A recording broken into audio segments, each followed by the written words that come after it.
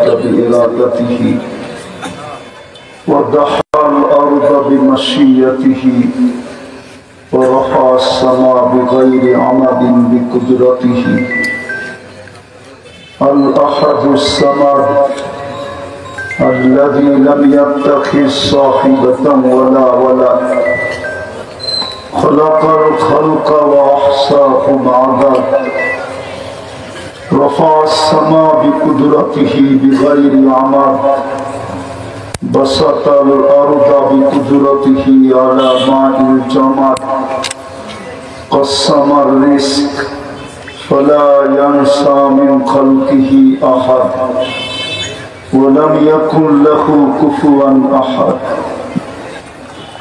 الحي القيوم علي العظيم جواد الكريم حنان منان فعال لما يريد والصلاة والسلام على حبيبنا وحبيب ربنا مصطفى مجتبى لواء الحمد بيده يوم القيامة سيد الأولين والآخرين إمام المرسلين رسول رب العالمين بشيرا ونذيرا دائعا إلى الله رحمة للعالمين خاتم النبيين شفيع المذنبين حريص بالمؤمنين رؤوف رحيم صلى الله عليه وعلى آله وأصحابه وأتباعه صلاة وسلاما كثيرا كثيرا أما بعد فأعوذ بالله من الشيطان الرجيم بسم الله الرحمن الرحيم الذي خلق الموت والحياة ليبلوكم أيكم أحسن عملا وهو العزيز الغفور وقال رسول الله صلى الله عليه وسلم الكيس من دان نفسه وعمل لما بعد الموت وقال صلى الله عليه وسلم نصرت بالشباب أو كما قال عليه الصلاة والسلام উক্ত ইসলামী মহাসম্মেলনের সম্মানিত সভাপতি উপস্থিত ওলামায়ে কেরাম এলাকার বিভিন্ন জায়গা থেকে আগত মুসলমান ভাইয়েরা বিশেষভাবে যুবকরা যে পর্যন্ত লাউড স্পিকারের আওয়াজ পৌঁছতেছে পর্দার অন্তরালে মা ও বোনেরা কোরআন হাদিস থেকে যতটুকুই তেলাওয়াত করলাম আশা রাখি একই সামনে রেখে অতি অল্প সময় কিছু কথা রাখবো সাথে সাথে সকলের কাছে অনুরোধ যতটুক শুনবো যতক্ষণ শুনবো পরিপূর্ণ মনোযোগ দিয়ে শুনবো দ্বিতীয় অনুরোধ পরিবেশটাকে নীরব নির্জুম রাখবো কেননা অনুরোধ আমার পক্ষ থেকে হইলেও আদেশটা কিন্তু স্বয়ং আল্লাহর পক্ষ থেকে ইদা কুরিয়াল কোরআন ফাস্তামিউ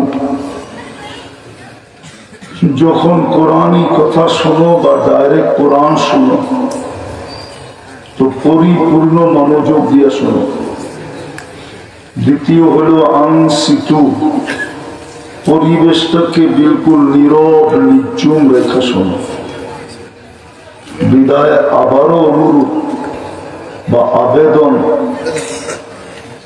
যতটুকু শুনবো পরিপূর্ণ মনোযোগ দিয়ে শুনবো আর পরিবেশটাকে বিলকুল নীরব নির্জুম রেখে শুনবো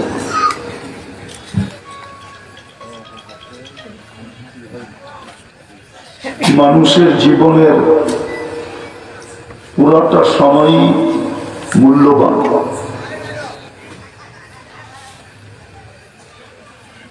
যদি আমার ভিতরে মূল্যবোধ থাকে মানুষের জীবনের পুরাটা সময়ই মূল্যবান কিন্তু শর্ত হলো আমার কাছে যদি তার মূল্যবোধ থাকে, আর যদি মূল্যবোধ না থাকে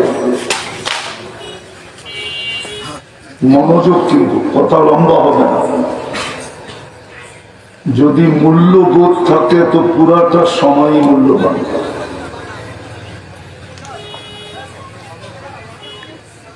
শুধু শিশুকালটা ব্যতীত, কেননা শিশুদের থেকে কলম উঠানো, রফিয়াল কলম সবই হাত্তা ইয়ামলু,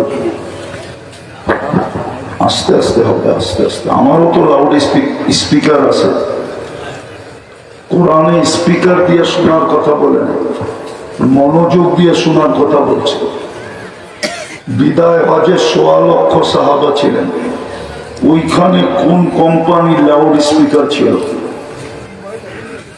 যুক্তি দিয়ে বোঝান আমাকে, কোন কোম্পানির লাউড স্পিকার ছিল? দুনিয়ার কোন ব্যক্তি আছে বলতে পারবে যে সাহাবারা আল্লাহ রসুলের কথা শুনেন নাই? মনোযোগ ছিল। এখন আমরা স্পিকার নির্ভরশীল, স্পিকারের আওয়াজের উপরে নির্ভর করি, মনোযোগের উপরে নির্ভর করি না। যার কারণেই তো কথা দিলে লাগে না, নইলে মুসলমানের এই দুরবস্থা হবে কেন? আমি আলোচ্য বিষয় থেকে সরে গেলাম। এই দুরবস্থা মুসলমানদের হবে কেন? ২৫০ কোটি মুসলমান দুনিয়াতে, ৬০টা মুসলিম দেশ, দুনিয়ার 70% সম্পদ তো মুসলমানের পায়ের নিচে। গুগলে যে সার্চ দিয়ে দেখেন, দুনিয়ার সবচেয়ে বড় কারেন্সি মুসলমানের কাছে।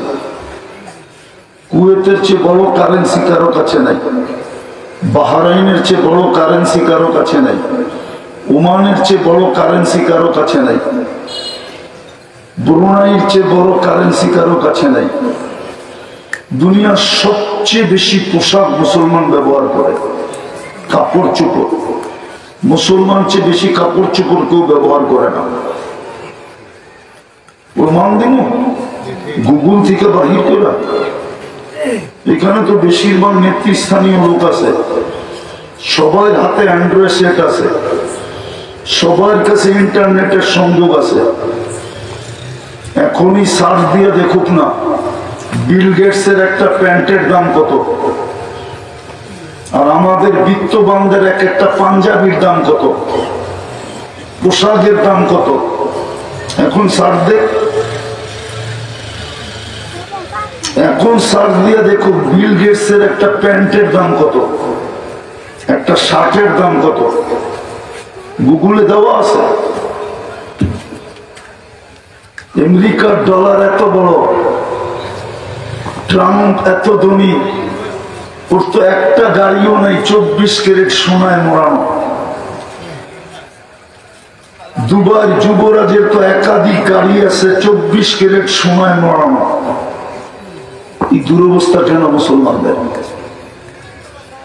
মুসলমানদের চেয়ে বেশি প্রসাধনী তো কেউ ব্যবহার করে না, মুসলমানদের চেয়ে ব্র্যান্ড দুনিয়ার কেউ ব্যবহার করে না।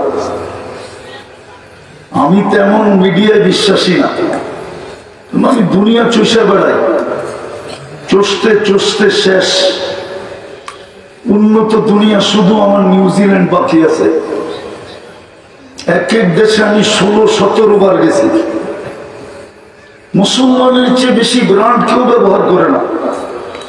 ওই যে উনি বলে এয়ারফোর্সে চাকরি করে, জিজ্ঞেস করেন তো, মুসলমানের চেয়ে দামি ব্র্যান্ড কেউ ব্যবহার করে না। মুসলমান সবচেয়ে দামি ব্র্যান্ড ব্যবহার করে। মুসলমান নারীদের চেয়ে প্রসাধনী দুনিয়ার কেউ ব্যবহার করে না। মুসলমানের চেয়ে স্বর্ণ অলংকার দুনিয়ার কেউ ব্যবহার করে না। আপনাদের এই এলাকার বাড়িতে ব্যবহৃত কাপড় যতগুলো আলমারিতে আছে, শুধু এই কালীগঞ্জ থানায় ইউরোপের একটা দেশেও এত ব্যবহৃত কাপড় আলমারিতে নাই। যদি থাকতো তাহলে আমাদের দেশে অতগুলা ডাস্টবিন নাই, যতগুলা ব্যবহৃত কাপড় ড্রপ করার জন্য, রাখার জন্য রাস্তাঘাটে যতগুলা বক্স রাখা আছে ব্যবহৃত কাপড় রাখার জন্য, ইউরোপের প্রত্যেকটা শহরে। এই দুরবস্থা কেন? জবাব দেন আমাকে। মুসলমানদের এই দুরবস্থা কেন? দুনিয়ার চাবি মুসলমানদের হাতে আল্লাহ দিয়া দিয়েছেন, ঘুরাইতে জানে না। মেলে 1 ঘন্টায় সারা দুনিয়াকে মুসলমান জাম করতে পারে। এই দুরবস্থা মুসলমানদের কেন? মুসলমান যুবক বিজাতির রূপে রূপান্তরিত হয় আসক্ত কেন? মুসলমানের চেয়ে ইন্টারনেট দুনিয়ায় কেউ বেশি ব্যবহার করে না। চ্যালেঞ্জ আমার সাথে, গুগলে যে সার্চ দিয়ে দেখেন সবচেয়ে বেশি ইন্টারনেট কারা ব্যবহার করে?